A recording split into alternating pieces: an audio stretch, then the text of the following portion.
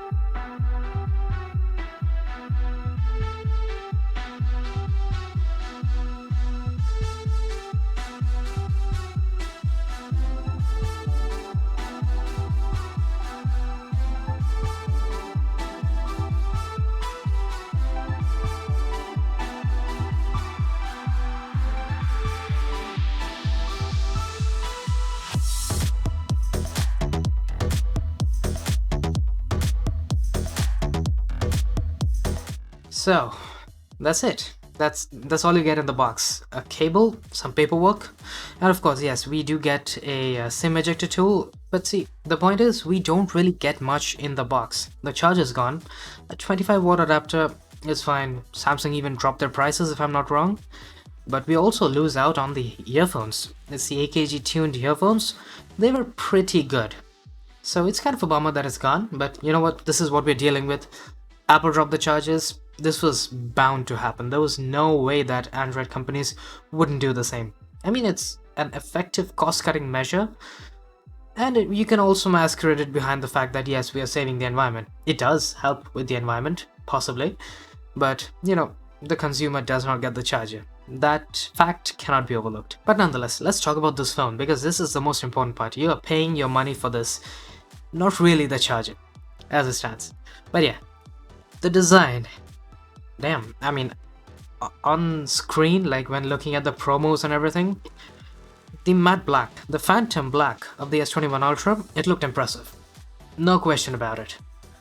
But right now, like holding it in my hands, feeling the silkiness of the matte finish, well, I don't think I can express it enough in words just how unbelievably good this is. The finish is gorgeous, no doubt about it. Then of course, this contour cut design of the camera module, I think it steps over from the realm of bold to the realm of uniqueness, because I don't think I've ever used a phone personally that had the cameras encased in metal. I mean, this is basically a block of aluminum and we have holes cut out for the cameras. That feels pretty unique, especially in a glass sandwich. So I think it's a fantastic design, because like comparing this to last year's Galaxy S20 Ultra, this feels like a whole different phone. Even just looking at it, the S20 Ultra, let's just say it wasn't exactly a great looking device. I think we all can agree to that.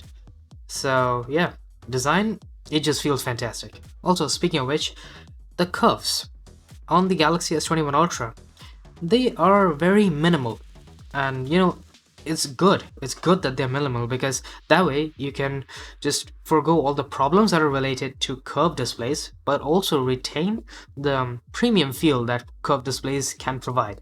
I think it's the best way of doing curved displays as it stands right now. And now let's talk about the display, because last year at least we had a few very minor shortcomings. Like, it wasn't exactly a big deal, but from a technical standpoint, the displays of, say, the S20 series and the Note 20 Ultra right here, they could only do 1080p at 120Hz. Now it's fantastic. The smoothness was all anyone could ask for, but the resolution was not really there.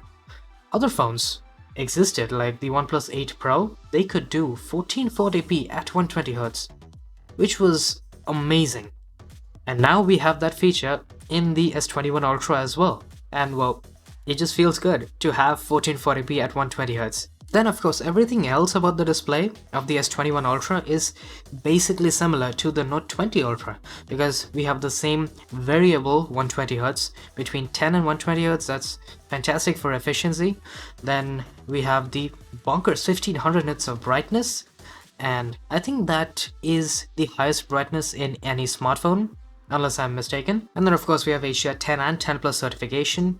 So yeah, basically content consumption is gonna be just as good as the Note 20 Ultra, which, I mean, I had no complaints with that. I don't think many people will either. Now let's talk about the main reason why one would want to buy the S21 Ultra. It's these cameras. I mean, wow, that's a lot of cameras, and if I'm not wrong, the S21 Ultra's camera modules are actually bigger, like the circles are bigger. Also, can I just say, I love that Samsung is going forward with this bold chrome cutouts for the camera modules. It just looks so good. But yeah, anyways, going back to the cameras. The main camera still has the crazy huge 108 megapixels, but right now, we have a newer sensor. It is called the HM3, if I'm not wrong. It's just the next generation, an upgrade to the sensor that was here on the Note 20 Ultra. And then we have the ultra-wide camera, and this is where it actually gets interesting, because we have a very similar 12 megapixel camera here, but it does have dual pixel autofocus. And what this allows us to do is that we can finally take macro shots with this ultra-wide camera. I cannot tell you how long I waited for this feature on the Samsung Galaxy flagships. It's the best way to do macro photography.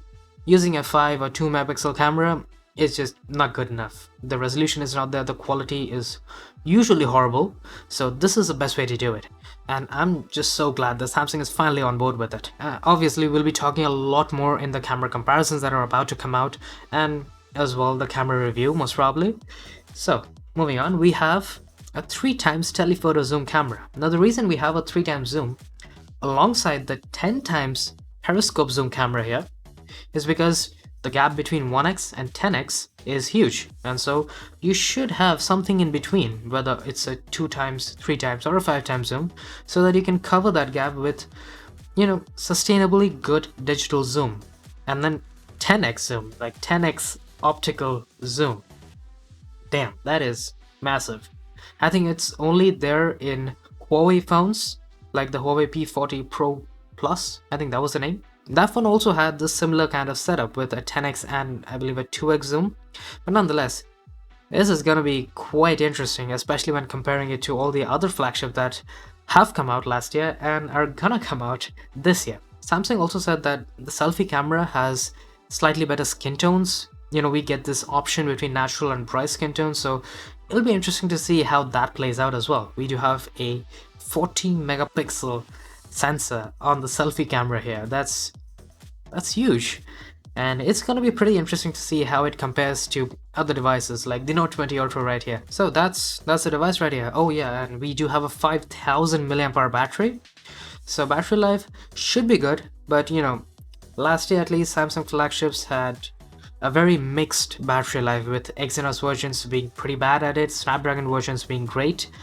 So it'll be fairly interesting to see how the Exynos 2100 in here performs. Now, Samsung is saying that it's supposed to be good, it's supposed to be as good as the Snapdragon counterparts, at least this year. So we'll see. Obviously, I'll talk more about the battery life and performance as a whole in the full review. That'll be coming out a little later. And yes, of course, we do have a new Qualcomm ultrasonic fingerprint scanner. I think this is a 3D Sonic Max fingerprint scanner. It's supposed to be around 1.77 times larger than the previous one we had, and also 50% faster. Now, I'm not gonna give any verdict on how fast or how accurate it is right now. I've just used it for a few hours, so I have genuinely no idea about how it truly performs. It's gonna take a little bit more extended usage, but you know, it's a newer scanner and I have some hopes that it'll be a little bit better. So yeah, that's a first look / impressions for the S21 Ultra. We will be coming out with a number of videos about this very soon, mostly camera comparisons as I said before. But nonetheless, I hope you guys enjoyed. If you did, do hit that like button, subscribe if you haven't already, and I will be seeing you guys later. Cheers.